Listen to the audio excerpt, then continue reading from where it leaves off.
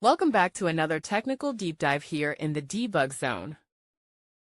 Today we're tackling a big question and breaking it down with insights from other users.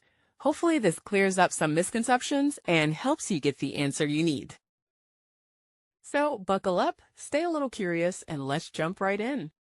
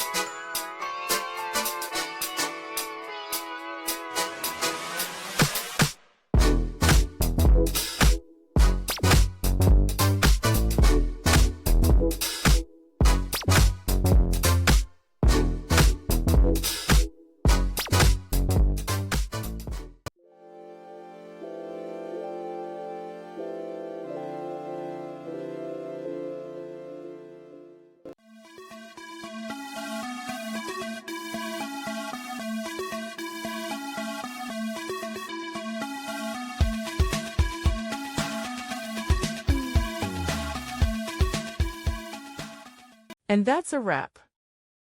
I hope you found the answer you were looking for. If you did, take a second to hit that subscribe button. It really helps out.